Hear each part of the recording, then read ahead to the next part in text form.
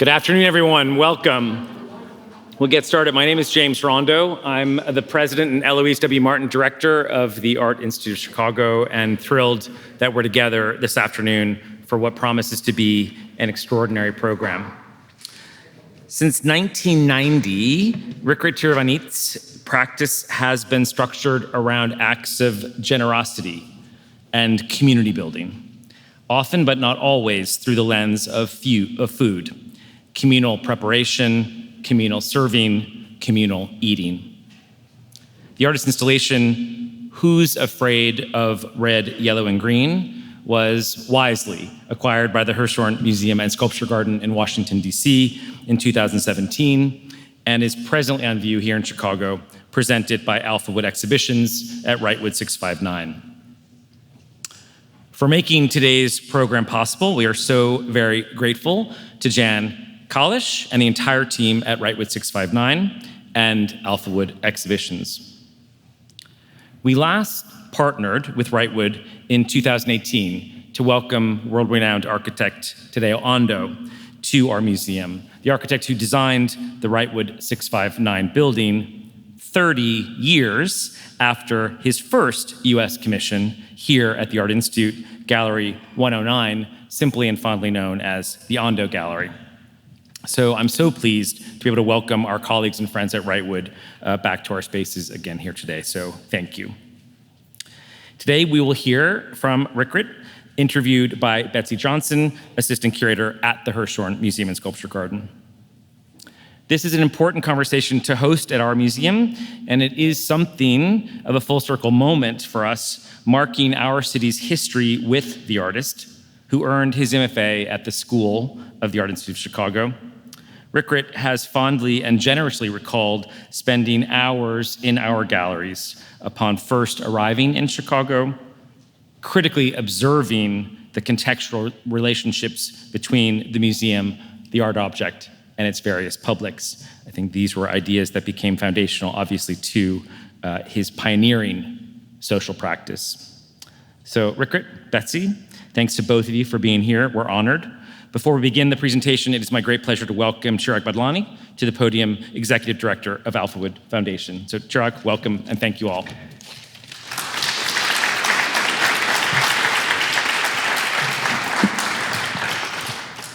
Good afternoon, and thank you, James, for welcoming us today. My name is Chirag Badlani. I am Executive Director of Alphawood Foundation Chicago. We are a private foundation working for an equitable, just, and humane society. Through Alphawood Exhibitions, we work to present socially engaged art and architecture exhibitions at Wrightwood 659, an incredible space in Lincoln Park designed by Pritzker Prize-winning architect Tadeo Ando. And we are so happy to welcome Rirkrit to Chicago today for this program and to be able to hear from him about his piece currently up at Wrightwood 659. If you have not been to Wrightwood to see Who's Afraid of Red, Yellow, and Green, or excuse me, if you have been to Wrightwood to see Who's Afraid of Red, Yellow, and Green, you know the power of this piece. The gallery is recast as a communal dining space where visitors share bowls of curry while watching local artists draw images of social protests, including those from Chicago. As the exhibition evolves, artists fill in every blank wall space, so the imagery is alive and timely and moving. I think about Rirkrit's words that he wrote in T magazine a few weeks ago that there are no boundaries or limits. Everything informs everything else. Cooking, making work, and teaching are all just living. The meaning of this is apparent when viewing Who's Afraid of Red, Yellow, and Green. The boundaries between and among the gallery space, the artists, viewers, protesters, and servers are eliminated, really embodying the word communal. I am very happy to let you all be the first to know that given how well received the exhibition has been, we are extending Who's Afraid of Red, Yellow, and Green through July 30th. Reservations are available at wrightwood659.org. And in addition to Rirkrit's piece, the other exhibitions currently at Wrightwood 659 include American Framing, which examines the overlooked and familiar architecture of this country's most common construction system, wood framing. and argues that a profound and powerful future for design can be conceived out of an ordinary past. The exhibition was originally made possible by the Bureau of Educational Cultural Affairs at the U.S. State Department and the University of Illinois Chicago for presentation at the 17th International Architecture Exhibition in the United States Pavilion at La Biennale di Venezia. Also, Moga, Modern Women and Daughters in 1930s Japan, paintings of modern girls, popularly called Moga, Japanese women who abandoned traditional norms in the period after World War I.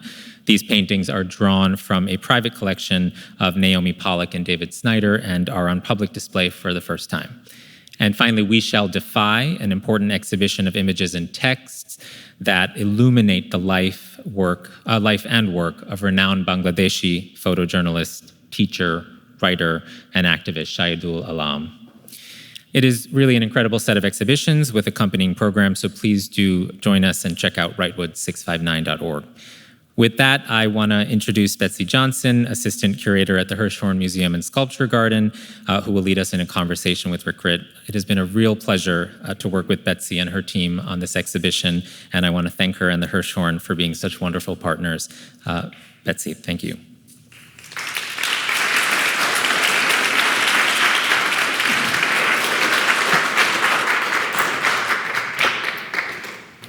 Thanks so much, Chirag, and thanks, James, and everyone here at the Art Institute. It's such a pleasure to be here with you. I also I want to take a moment here at the start to thank our friends at Wrightwood 659 and Alphawood Foundation who have brought this work to Chicago and really made today's program possible. Special thanks to General Manager Jan Kalish and Curatorial Associate Ashley Yonke, who have energetically dedicated their passions to this project. Rirkrit, I was going to introduce you a little bit, but I feel like we've had a pretty good introduction so far, so maybe we'll just launch right in to our talk today.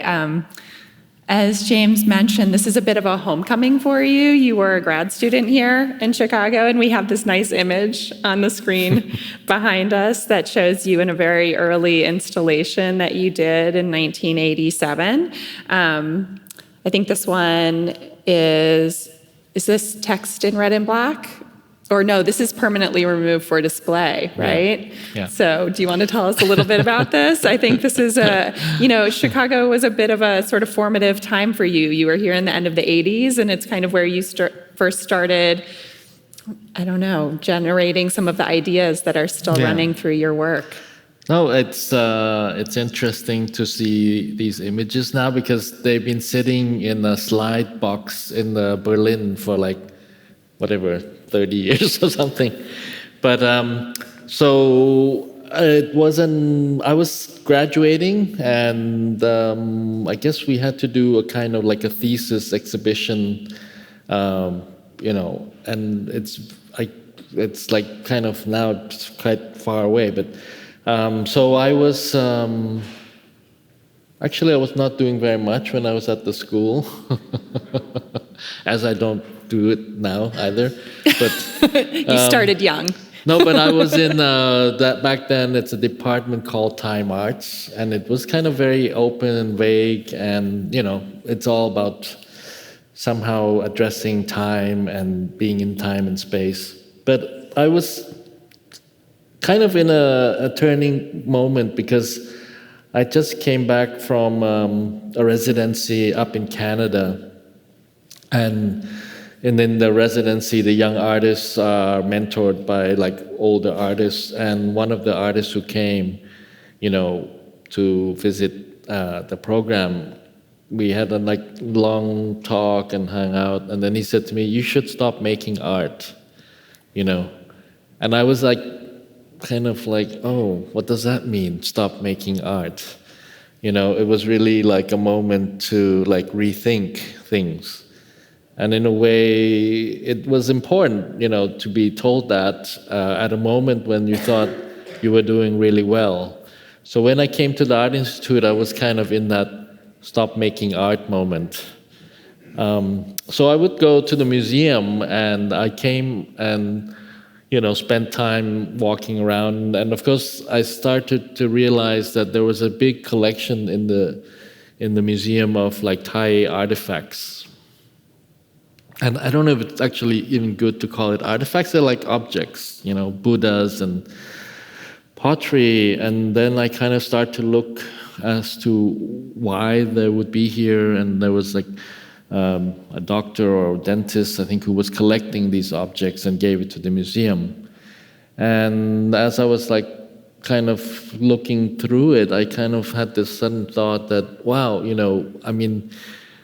and this is coming from a lot of other there's like institutional critique was going on. There's a kind of whole question of artists and authorship and signature and all those things. So I was like looking at these objects and realizing like that, these are actually things that we live with, coming from, let's say, Thailand. And the Buddha image is something we use every day.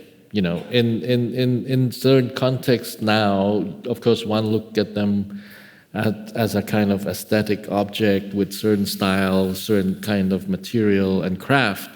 But, back in Thailand, they're just like another object that we use, and it's about thinking about ideas and thinking about, philosophy, or I wouldn't really call it religion, but, in a way it's about reminding you to think. And so I thought, but what's really missing, like looking at these things, was actually the life around the object, right? And like, here we are trying to understand what the thing is, but then not understanding the people who are living with it. And that was kind of like something that was in my head. And so this work here was like done actually in a studio of a friend of mine, a sculpture studio that was directly under, I think, the east wing of the museum, which was where the Asian art collection was.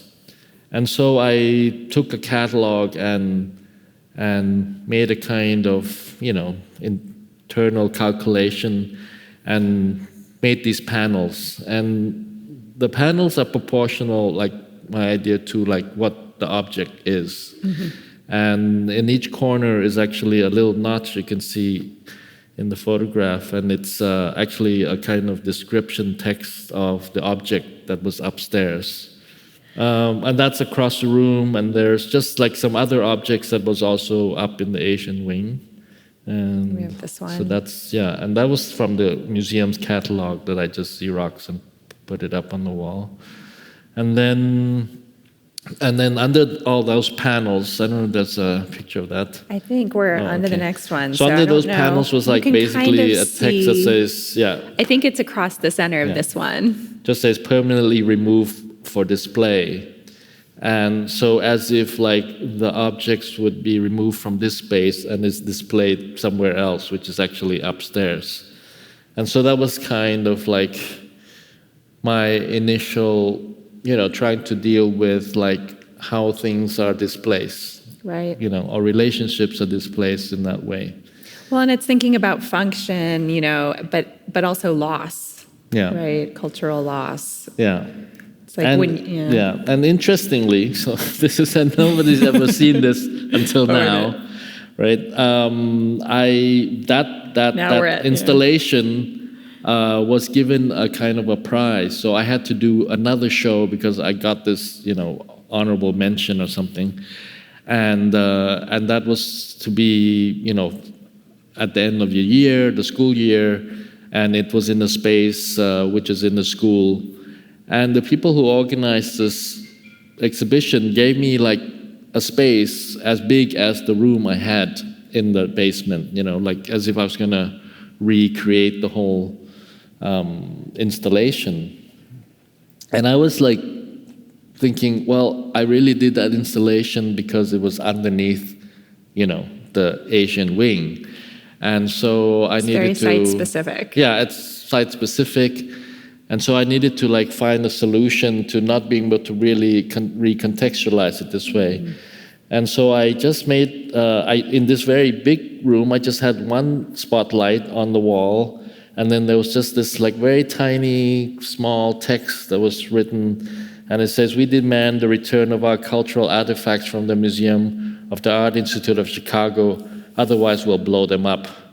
It was a kind of like tongue-in-cheek, and but still, of course, in a way, directly addressing certain feelings about like how do we deal with that kind of displacement or loss, and people would come in, and of course they would not see anything. They would be difficult to find, and You also had this on the other side of the room. Yeah. So what are we looking at? A pile of. That's just a pile of things, I think, for painting the wall. Mm-hmm. But at this time, when this work was on view, a group came and protested, right? Well, soon Correct? after that, and it was just kind of by, I think, coincidence. I wasn't really aware that there was an object in the museum or that was in the museum collection that had been removed from a temple in Thailand. And somehow it coincided with this happening that the Thai community came to the museum and protested and demand that the museum return this particular stone piece.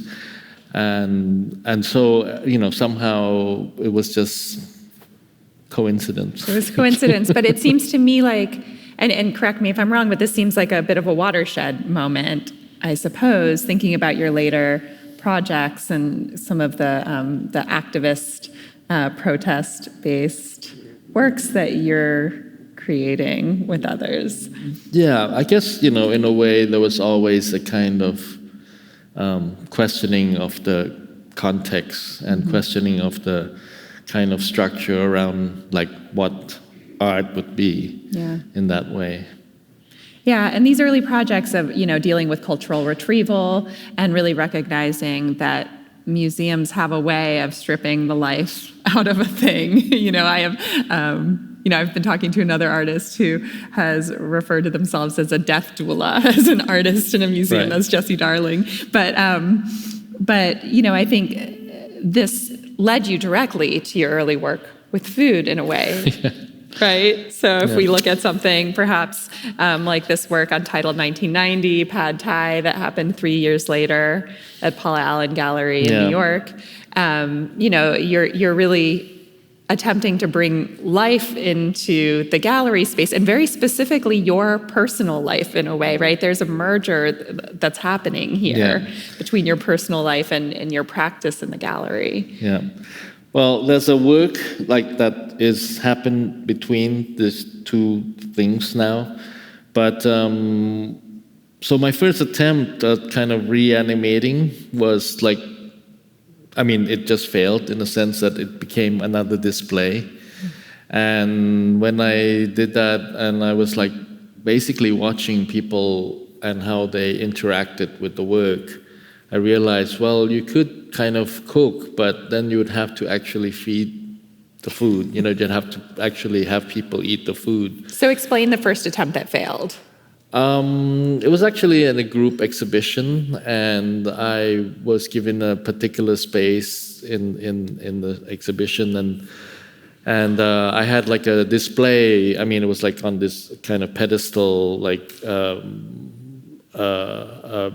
burner that was boiling, cooking a pot of curry, and then on the other pedestals you could see how the ingredients were put together and made into the pot, and then in one pedestal you had the kind of waste, which was like after 3 days of the curry boiling, we would put it away in this kind of little canister, and so. But what happened was like, at the opening, people came, and in New York, and everyone's like having a drink and doing whatever, and they would all put their cups onto the pedestal, because it was convenient. It was on their way out, and I just thought, wow, that's really. They were adding to your work. That was the best thing about the work, was the fact that everyone just used it as like kind of their kind of waste place. And so in a way, but kind of also like recognizing that it needed to be pushed further into certain kind of, interaction.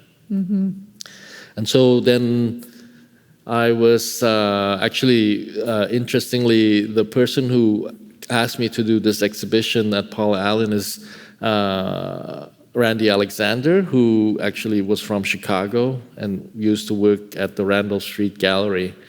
And he started to work there at Paul Allen, and I guess, I'm not sure how, but he saw my work and so invited me to do a project in a smaller space of the gallery. And that's a lot of layers. But you decided to feed people. I decided to make you the decided pad that thai. was the crucial. Yeah. No, I decided step. to make the pad thai, and the pad thai, of course, is like, today everybody knows what the pad thai is, but back in that 1990, it was, if you didn't really eat Thai food, you didn't know what it was. But pad thai, literally means, stir-fried Thai, and I was kind of like, feeling like this is where I'm gonna have to jump into the pot, kind of thing. And so I went and got all these electric woks, right? Now, I mean, if anyone uses a wok, electric woks, they don't really work. It's the worst invention or the worst. But it was a particular object because I had seen a video of Martha Rosler, actually. Oh, yeah. And Martha did a kind of, it's called The East is Red and the West is Bending. And Martha is kind of standing with this West Bend wok, which is like red and black. And she's kind of going through the gesture of like showing this, electrified Eastern object, And so I thought it was very particular to address that and to kind of, for me, contextually, to like kind of actually use that as a starting reference. I mean, of course, for Martha, it's like kind of also layered with ideology and feminism and all those things. So anyway, the electric wok, I had 6 of them. And then I set it up in this small room. And the idea was like, okay, I'm going to cook, and then I'm going to feed people, and then I'll just throw them all into a kind of case so that, because the gallerist was concerned about rats in New York. And so Perpetual gallery concerns. I'm everywhere. So I'm always late, so I'm running around Chinatown grabbing all these ingredients, and then I arrive at the gallery at 6 o'clock. And really I was intending to have like kind of prepared the food, and then people would arrive and they would just help themselves, and So at 6 o'clock I arrived and I had to start cooking. So I was like cooking, and then I was cooking until the end of the whole opening, and a lot of friends came and they saw that I was kind of struggling, so they started to help. Some people started to help me with cooking and putting ingredients, and then the other half who didn't know who I was, they thought I was like the caterer for the show next door. Like 10 years later, I was walking down Broadway and a man stopped me on the street and he said, I saw this thing, this pad thai thing, and I thought it was like just you catering, but now I realize it was art. 10 years later on the street, and it's like, oh yes, that's very good, like New York. That's interesting. I mean, I guess it's also, though, that this was a new kind of art that you and your peers were kind of bringing into being. Relational aesthetics, relational art, that's something that really was born in the 90s. So maybe by the time 10 years later, it became a little bit more easily recognizable, perhaps. Well, I don't think, we didn't really think we were making relational aesthetics or relational anything. We were like trying to deal with time and space. Mm-hmm. And actually a lot of people in that kind of, bracket, a lot are like influenced by film, and cinema. And in a way, we often talk about the idea that it was kind of like what we were trying to do was kind of like trying to make everyone be in the film, Interesting. So it's kind of like you were observing, but you were also participating. It's a kind of a space you wanted to try to like kind of turn people around in. Were there particular films that you were inspired by, or was it just film theory in general? Just film theory in general. I mean, of course, like for the French artists, it's always like Godard, and for the German artists, it was like Fassbinder or. But And you did a work based on a Fassbinder film. Yeah. But but it's about kind of like, again, I think at that moment for us, it was also about how audience are interacting with the idea of art, or how is it that one is spending time with art or being in that relationship. I mean, and for me, it was always kind of an extension of, this question of like, how do you make something that people need to understand that it's actually the people that's important, with the relationship of the things, that you're in. Yeah. Right. So it's, in a way, like having started at that point here in the museum, it became even something else bigger in that sense. Did this feel like a risky move at the time when you were doing it? Did you? Well, actually, I mean, I always I'm like I came to art very late. I didn't really think I didn't even know How anything about art. old were you when you came to art? Like 20 years old. It's not so late. Well, there have been older artists. but no clue really what art meant or what art is or what it was. And I mean, and even when I landed in New York, I had no idea what New York is, like or was, in relationship to what I was interested in. Did you come directly to New York from Thailand, from Bangkok? No, I went to Canada. You were in Canada first.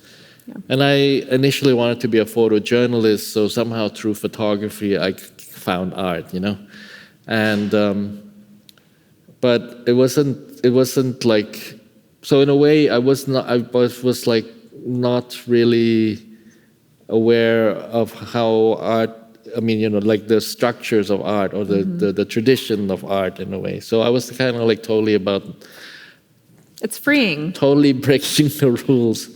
And speaking of which, Untitled 1992 free. You were free. Yeah. Well, free was like, free. Everything is free. I always wonder about this one. When I read this title, I always think, okay, there is the free aspect, like commercial, like you're giving away things for free. But there's also the freedom from boundaries. Yeah. No, I just wanted to say the food was free. Yeah. Simpler. Yeah.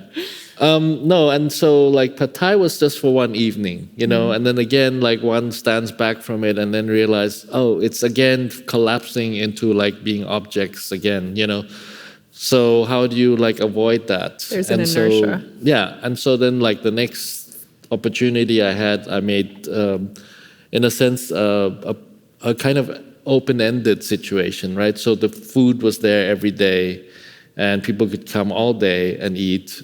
And I mean, that's just one image of the exhibition, and it's the one that people see. But the other side of it is that I emptied out the whole gallery. So this is actually, what we're looking at is the office of the gallery, right? And I was attracted to the office because it had all the windows. So it had nice light, and it was a nice place to sit. And then so I displaced all the things in the gallery, all the workers, the owner, the galleries, into the exhibition space. So everything was emptied out. And so they were the exhibit. So in a sense, yeah, But of course that was confusing because people arrive and, like it looked like the gallery was moving out, right? Because everything they had was just piled in the middle of the room, which normally would be an exhibition. But then, like, if you stood there or asked them, then you kind of like realize, there's like a nice smell coming from the back, and they would just walk towards the back, and then they would find this room with the setting. And again, like, this is like always something that's detailed in the work, and which is like there are two pots of curry being cooked, but one pot is cooked with basically local vegetable. So meaning like downstairs there's a Korean market, like a Korean food shop. And so I was buying things from there. So it had a curry with cauliflower and bell pepper and ingredients basically you could find locally. And then the other pot was like actually cooked with like Thai eggplants and Thai beans, which I had to go to a particular Thai shop to buy. So actually, if you tasted both curries, you'd realize that though they were both green curry, they were not cooked the same way. They didn't have the same ingredients in it. But that was like kind of the subtlety of like kind of one spending time with things or observing things and then realizing, oh, actually, it's not just what we eat. There's something more particular to it. Well, and it's in some ways a conversation starter too. And as you were saying earlier, I think, Thai food at this point in time was not necessarily something that people encountered all the time in New York, perhaps. And so there is a conversation to be had about ingredients and, how things shift and change. But I think, much of your work to me seems focused around conversations and focused around dialogue and at least giving people an opportunity to connect over different issues and think through language even. And I look at something like this, the days of this society is numbered. I think one of the things you're quite known for today are these slogans that appear all over the place on T-shirts and flags and here across a newspaper spread. When did you start working with language in this way? I mean, in some ways it's reminiscent of conceptual works, Lawrence Weiner or... Yeah. Well, okay, that's a story. Yeah, tell us. So I was, 2003, I was invited to be a part of the Venice Biennale, but as a curator, right? The two directors, it was Daniel Birnbaum and Francesco Bonami, asked me if I would participate, but as a curator. And the other artist was Gabriel Orozco. So Gabriel curated one section of the Arsenale, and I was invited to do another section. And then my friend Hans-Ulrich Obrist called me and said, I've been invited to do this. He's a great generator of conversation. Biennale. And so I said, yeah, I've been invited too. And of course, then we said, why don't we just do it together? And then Hans Ulrich was saying, and I've been working on a book about utopia with Molly Nesbitt, so maybe we should also invite Molly. So the three of us curated it together. And that was called Utopia Station. And, but the side story was that one afternoon in Venice, as we were working to put the show together, I ran into Francesco and Daniel in a local restaurant and where everyone kind of meets to have lunch. And then they both said to me, but we don't have your work in the show. We want to have your work in the show also. And I, I'm like, when I curate, if I should curate, I don't want to put myself in the thing that I do. So, and they were saying, but we want you to have a piece. So I said, yeah, actually, I have a piece. It's a painting. And it's a text painting, and it says, less oil, more courage. Oh, I think. Now, the reason for that was because that was just when, like, the kind of, I guess it was invasion of Iraq and Kuwait, and the oil fields were burning. But the text has been in, the back of my head for a while. And so I said to the both of them, yes, and I said to Francesco Bonami, who was actually an artist, before he became curator and writer.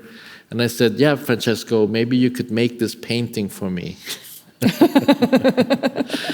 And it was kind of a way of kind of turning things around. Mm-hmm. And I wanted, because also he had a lot of criticism by the press, Italian press, because that he was a bad painter and all this thing, and how can he be curating this show? And so I said, Francesco, can you make this painting? And then he was like, okay, yes, he'll do it. And the text actually came from a little postcard that I received in the mail for an exhibition for an artist who passed away. His name is Peter Kane. And Peter, as a young artist, I was like moving art around. So we would move art for Peter, like we would go to a studio. So I got this card, and the card was a little Peter's note to himself from his notebook saying something like more oil and less courage, or something like this. And of course, it was in relation to his painting. Yeah, and it not was in necessarily relationship to oil politics. Yeah.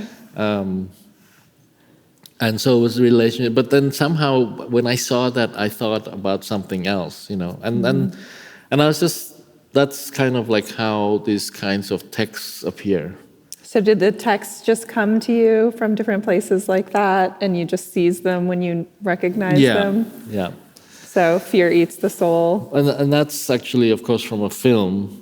But again, it's always these things appear in context to things and what's happening.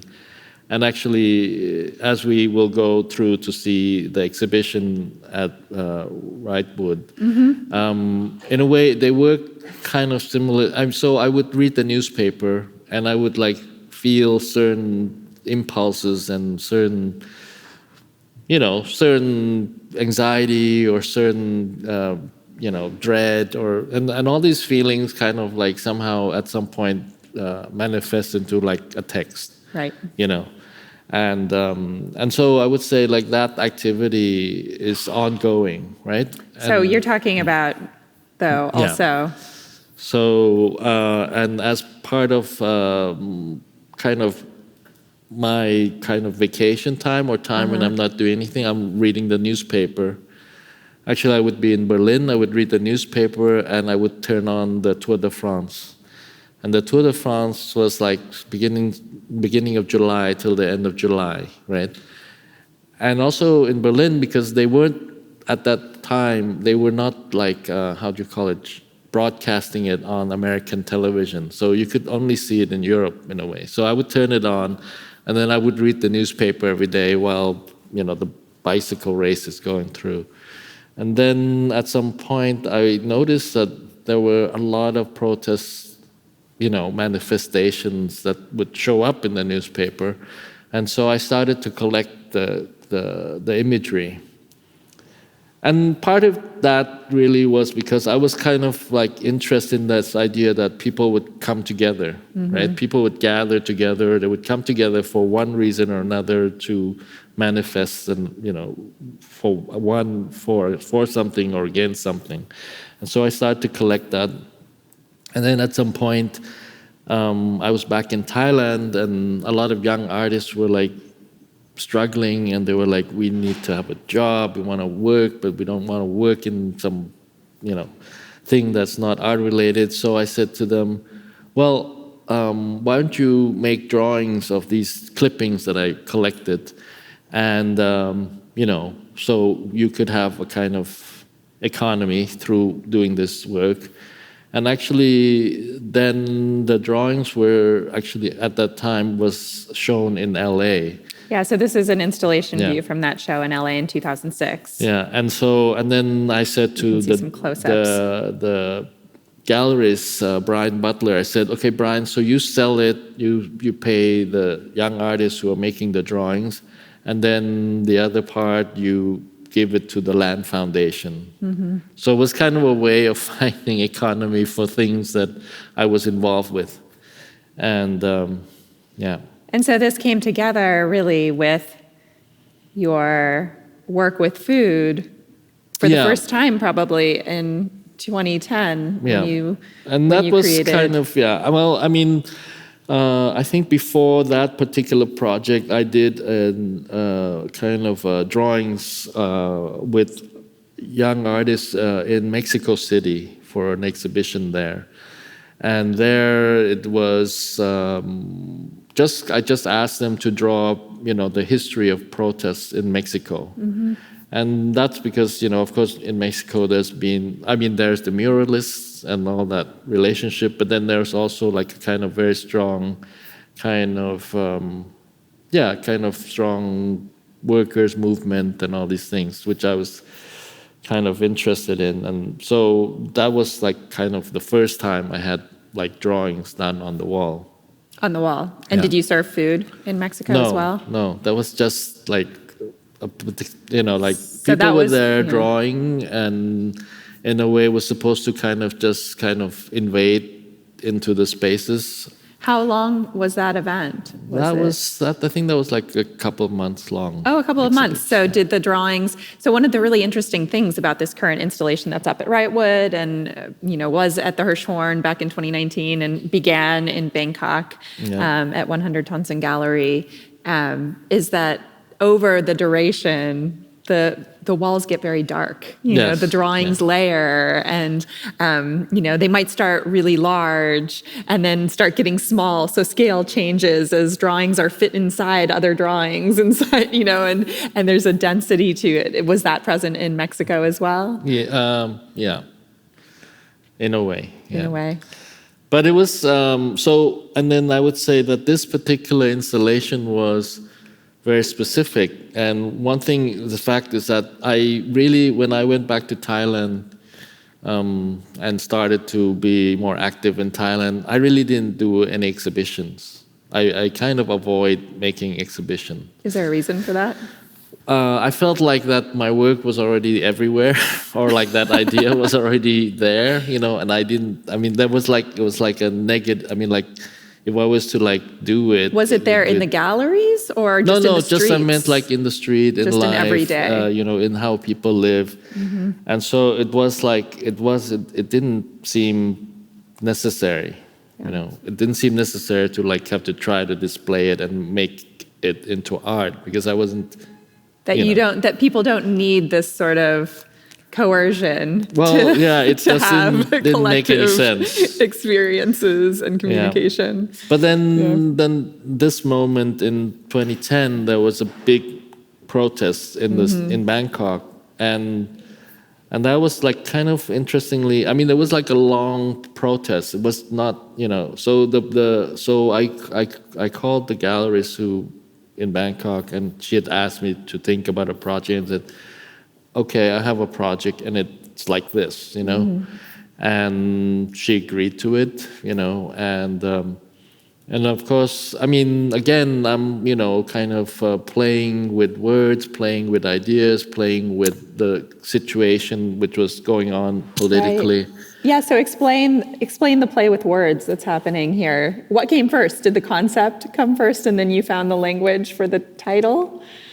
This one is a little different than many of your works because Untitled isn't part of the title. I think it should have been Untitled. We get the subtitle without a title at all. It was most of the things that I do, it's a combination of kind of things coming together. And of course, like the Thai politics, that was like kind of strangely, kind of partitioned by color, right? And so there's... so the protesters. So the colors mean something. And so the yellow means like you are... Well, the yellow was the first protest against the government. And the yellow protesters were seen as, after a certain point, were seen as royalists. And I think partly because the color was used by the king, and actually it's more used by the monarch. And so people would wear yellow shirt, but it wasn't necessary that they were all royalists or, the protest was against the government. But they were showing their allegiance with the protest. Well, they were showing their color when they came out, right? And then at some point things turned around, and then there was a kind of a different group of people came out and they were wearing red. And you could say, well, they were more grassroots people. They're people from the countryside. There were workers and farmers. And they were wearing red, Mm-hmm. And then suddenly at some point these two colors collided, because the interest in where politics was going to go was kind of in conflict with each other. Right. And the green is always like that color, like nobody thinks about, but it's of course the military who in the end takes over. Right, everything. and it's always there. Yeah. So, and then it just by chance, that's how we make curry in Thailand. We make green curry, yellow curry, and red curry. And I mean, for me, it was kind of also like, this is like the food we eat every day. Like everybody eats these curry, we don't think about the color in that way when we eat the curry. Although I have noticed that people have very strong feelings about what curry is the best curry. So we're always choosing sides. We're always stating our allegiance. We have choices to make. The different curries have different complexities to them and different. Actually, I mean, the yellow curry is really a kind of Indian curry. It's more, the base or the idea comes from the Indian curry. And whereas the green and the red curry, it's based on the chilies that one uses also. But anyway, so that was kind of like a starting point. And I was like saying, okay, well, I want to make a place where we would all come and meet. And then we would like put the imagery of this protest on the wall. And the idea of the particular point there was that the protests, I mean, the student movement started, like, say, 1973, where there was the first kind of like student movement that came out, and a lot of people were killed, but at some point it, overthrown this very dictatorial government. And that was like the first time we really see kind of the voice of the people in a way. And then throughout, from the 70s onward, of course, they would install a certain government. This government would then get thrown out, and then other people would come out and protest against the people who threw out the government. So there was a kind of always a kind of collage of politics. And I was just explaining this earlier on that, most of these people all came from the same place. They were all protesting together at one point. And then in 2010, this is kind of where everything starts to kind of divide even further. Yeah. And yeah. Yeah. So as this installation has moved, and it was in Bangkok in 2010, and then in 2019, it came to the Hirshhorn, and you layered in some more imagery. So the Bangkok installation was very specific to those original Bangkok protests. As you can see, when it came, this is an installation shot from the Hirshhorn in 2019, and here are a couple more. And you can see that there are some of the same images that we saw in that first Bangkok installation, but then we've added some images from the National Mall. Is this something that you had always envisioned for this work? How did this come about? How did you decide? Yeah, well, a little bit like ideally, of course, like, we could stay in the space and cook and eat and keep working, and keep drawing until really the layers of the imagery goes over each other and kind of blanks out and, fade to black kind of thing. And so when the work went to the Hirshhorn, we were, of course, standing in the mall, which is like one of the most kind of, where all kinds of manifestation comes together, and so I think it was always for me, again, like since the work moved from Bangkok, it needed to like have its own, again, rethink the context that it's in. And that's the same as coming to Chicago, So I think the idea was that, of course, the imagery from Thailand was still there also, but then as it goes into different contexts, that we would like readdress, of course, the situation that it's being, And in each new context, it's a new group of artists working on the walls that are local to that area. They're working with imagery that deals, with Bangkok and with DC at this point, but now here in Chicago, layering Chicago-based imagery in. I think there's something really lovely about the sort of universal impetus to protest that it's starting to show, this sort of human need to gather collectively and make our voices heard is both very local, but then also yet very universal. I think also what's interesting, of course, is that the imageries are always from, like I asked, that they come from the press, from the newspaper. Mm-hmm. And so in a way that the audience would have a kind of familiarity with it too. So they would see, that they've seen this image before, or they recognize it, in certain relationship. Yeah. So it's not just it comes from a particular place. And also I think, ideally, of course, I would hope like at some point this would just keep going, and that it would just kind of be drawn over and over, and and that for me is more kind of like about really about the layer of time and space and history and memory and stories and things that either we remember it or we're going to forget it. Mm-hmm. And maybe it's important to kind of always draw it out. Yeah. Well, I think on that note, I would love to open to a couple of questions from the audience if you have them. Are there any questions out there that you would like to ask Rirkrit? I see one up here up front. Yep. Okay. Raised my hand earlier. I was curious about this moment where I think you said an instructor suggested that you stop making art. That seems like a really kind of scary thing for an artist to think about.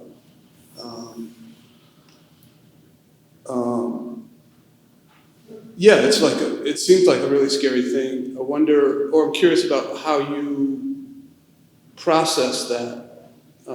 It seems like you really did in some ways stop, in the sense that you have other people making drawings.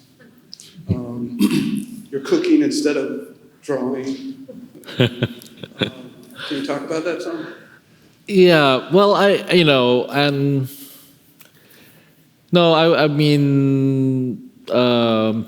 would say that, let's just start by saying art has always to be rethought, I think, as an artist.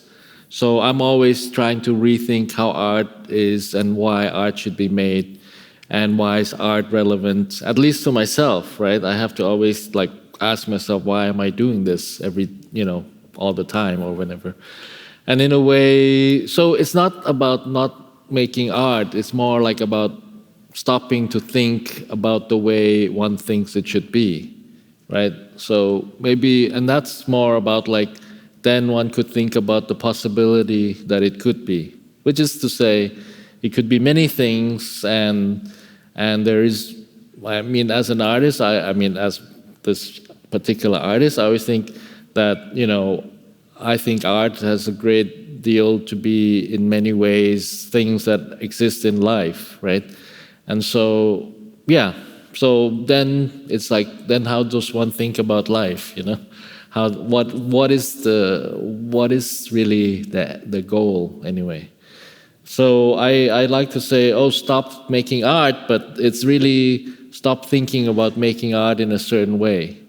It's really maybe more about finding other ways to make art, or also maybe that we could look at art in a more open way also. So there's this voice always says everybody's an artist, and how do we understand that in a way?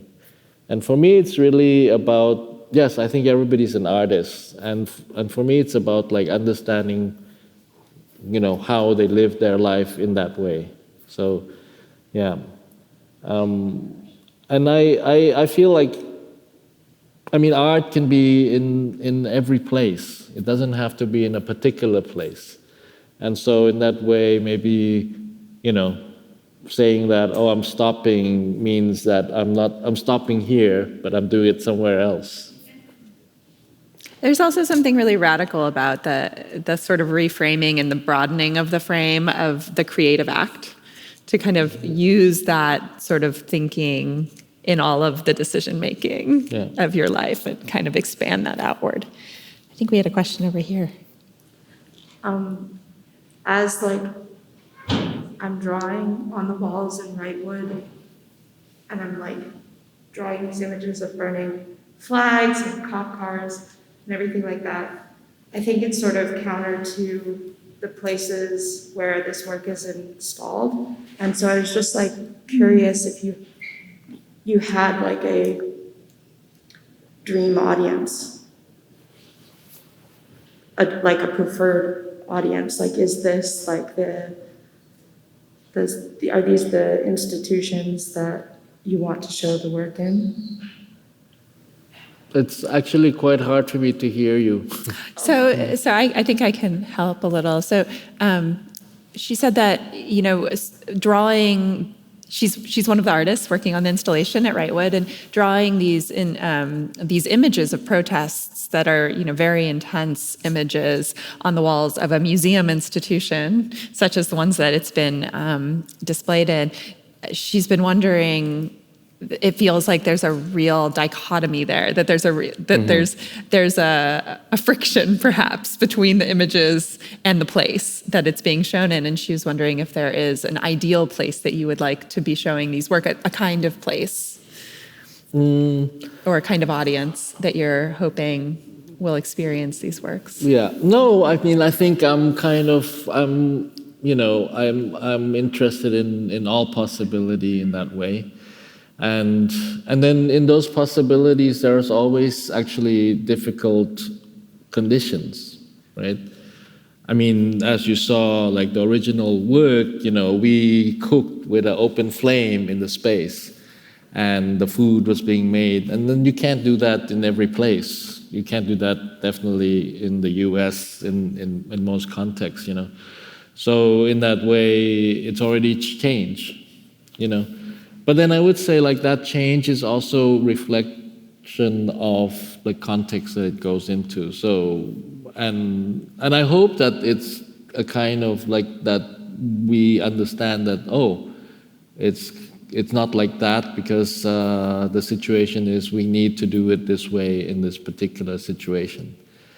I have a great problem with museums. It's killing art, simply. And, and I would say, how could it have how could art have come to this point when we have all the possibility and then suddenly we just kind of froze it and shut it down again, So, but that's maybe a reflection on society also. That's reflection on fear, on laws, on bylaws, on fire department, on health department, So those are all and maybe that goes back to that stop making art thing in this, where you have to, you can't do it in this situation, you have to do it somewhere else. And maybe it's no longer in the context of art, it's just on the side of the road or in a, but I think that we as artists should be open to all those possibilities. And that we shouldn't be, I'm upset with the museum, but I wouldn't not work with them, because of course there are people who goes to museum, there are reasons to have, and there are places that, and they have a job to do, and they're doing a good job at what they have to do, which is to take care of a lot of things. And educate a lot of people, and get people started somewhere. But but I'm the artist, so I can say things like that.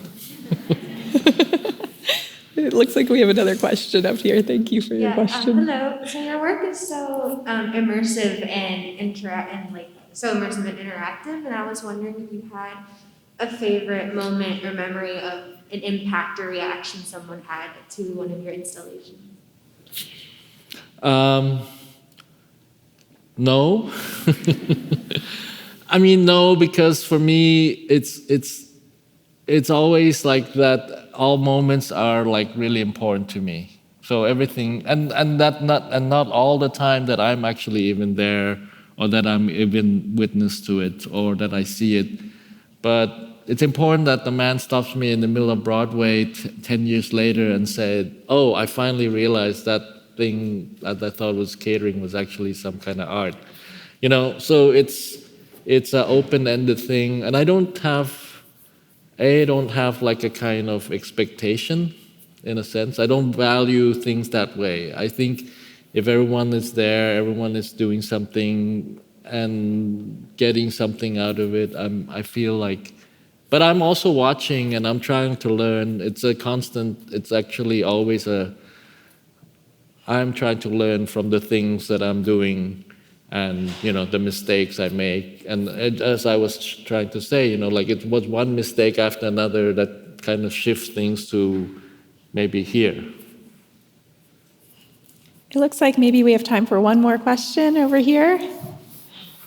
I had a question, two questions actually. One is, how do you give credit to those artists who are actually drawing in charcoal?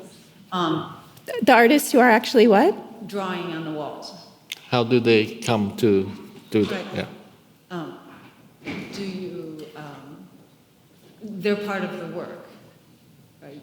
In terms of creating the space. So what is their participation? Yeah, and do you list, those who participated in?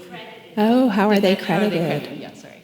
And then the other question is, do you see that it's almost like you're curating this demonstration also of demonstrations, but then the people who are artists are kind of the players. That's what it kind of looks like to me. But does it, where do you, if you were to put it in words, what would you say you're demonstrating about? If it's in that context. Well, I guess maybe like demonstrating, time and space and human condition in a way. I mean, I was saying, maybe it's about also memory, about like remembering or forgetting. Another artist friend of mine came to Thailand at one point, and he asked us to make the drawings, and then he erased them, Like the erased de Kooning? Yeah, and then a lot of people were very upset about that because, of course, it was kind of like erasing a moment of time, and I mean, in that sense, history, So that, I would say, maybe it's more about just a kind of remembering. And I would like to kind of course, record or at least acknowledge like this kind of coming together, right? That's one thing. And ideally for me, actually, that the work would be more open in the sense that everyone could draw. And I've done that in other situations where everyone could draw. So whoever came would draw. And then and then they didn't have to even draw the imagery, of course, that was there, right? They would write or, so there are like things that are more open-ended. But in this particular installation, I think, of course, it's kind of specific coming from the condition from Bangkok. I hope like all the artists who are probably there, There are a bunch of them over here. Are right now. acknowledged, as their work is there. In the kind of more the drawings from Thailand, for example, I asked the artists who make them to sign their name to it. So that, or some of them like to sign it, some of them do it in the back, So in a way, So it's like this series. It's not about in a way it's not about one person. I hope it works.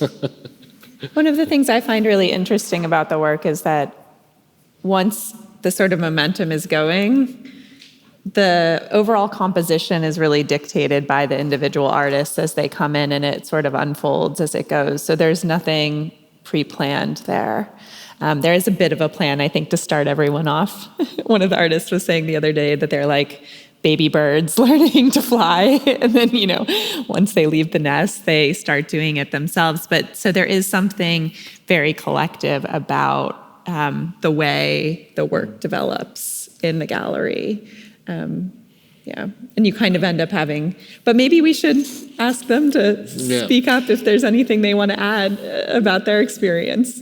No, I mean, we had dinner together last night, and one of the artists said to me, it was really hard for her because she would start a drawing and then she would leave, and then someone else would continue with the drawing.